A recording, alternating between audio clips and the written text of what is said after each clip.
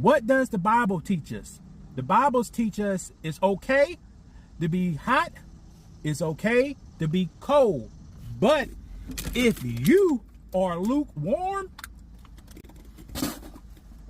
we spit you out. Barkley? Are you comparing Frederick Douglass to Snow Bunny Shay Shay? Are you comparing Frederick Douglass to Joel Embiid and Dave Chappelle? I beg your pardon. Has Richard Pryor, rest in peace, and Eddie Murphy done any of the work of the most honorable Frederick Douglass? None of the systems that white people need are controlled by black people. Therefore, we cannot be racist. All of the systems that black people need are controlled by white people. Thereby, you can be racist.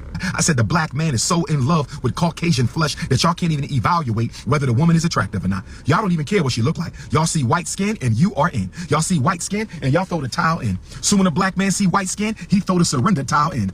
Oh yes, soon when he see her. If I can't grab it, I can't have it.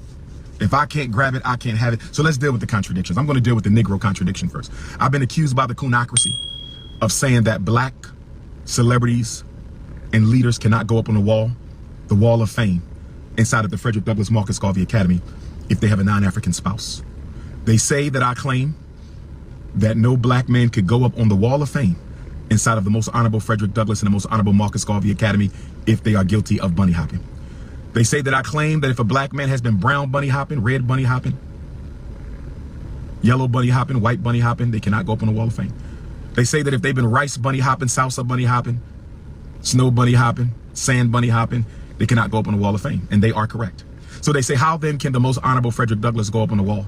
How then can you name a school after the most honorable Frederick Augustus Washington Bailey Jr.? How is it possible that Charles Barkley can't go up on the wall?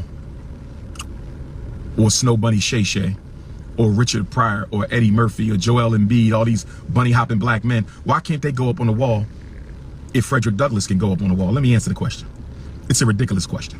First of all, Frederick Douglass married that white woman as an old man. He was about a decade away from death. He was an old man by the time he married that white woman. It's not acceptable.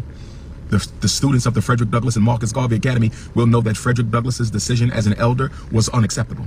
But last time I checked, his wife of 50 years. Last time I checked, his blue, black, purple African queen of 50 years. Last time I checked, Queen Mother Anna Douglas, the blue, black, purple African goddess who helped him escape from slavery in Baltimore to freedom through Delaware, Philadelphia, New York. Last time I checked, he only had babies with the black woman. Last time I checked, he only had babies with the black woman. Last time I checked, when he escaped from slavery, he had a black wife. Last time I checked, when he wrote the narrative of the life of Frederick Douglass, one of the most influential slave narratives in American history, and the first slave narrative where the escaped slave named himself and named his master, he had a black wife. Oh yes, when he organized for the Civil War, he had a black wife. When he gave 2 of his sons to the Civil War, he had a black wife. When he fought for the 13th Amendment, the 14th Amendment, and the 15th Amendment, he had a black wife. When he was fighting against slavery, putting his life on the line, getting death threats every single day, when he was standing with John Brown and standing with Martin Delany and standing with the runaway slaves, he had a black wife. When he published the North Star newspaper exposing the hypocrisy of slavery, he had a black wife. So why is he going up on the wall? Are you comparing Frederick Douglass to Charles Barkley? Are you comparing Frederick Douglass to Snow Bunny Shay Shay? Are you comparing Frederick Douglass to Joel Embiid and Dave Chappelle? I beg your pardon. Have they done any of the work of the honorable Frederick Douglass? Have they done any of the work? Has Richard Pryor, rest in peace, and Eddie Murphy done any of the work of the most honorable Frederick Douglass? I beg your pardon. I beg your pardon. Don't you ever break breath in your life to compare one of those bunny hoppers to the greatest black leader to ever walk on American soil. The only name that can go in front of Frederick Douglass. The only name that can go in front of Frederick Douglass in this country. The only name that can go in front of Frederick Douglass in this country is the great and honorable prophet Nat Turner. Oh yes.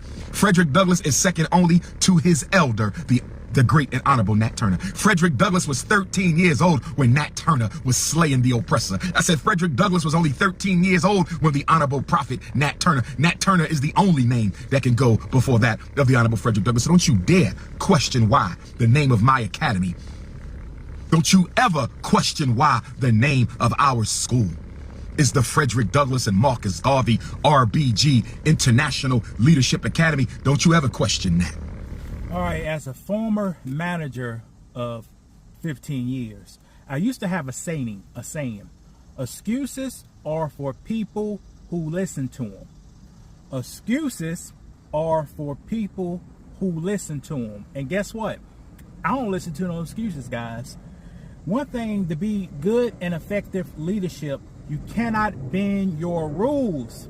You have to be fair across the board. Your standards, your values, your ideology has to apply to everybody, no matter what. So, Mr. Dr. Umar Johnson, I heard your excuse about Frederick Douglass, and I hear you. But guys, Dr. Johnson, I will advise you that do not bend your own rules for your ideology, because that make you feel like we cannot trust you. That means you'll treat some people differently than you'll treat other people.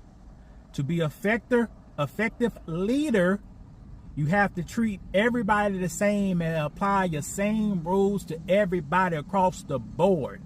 What does the Bible teach us? The Bible teach us it's okay to be hot, it's okay to be cold. But if you are lukewarm, we spit you out.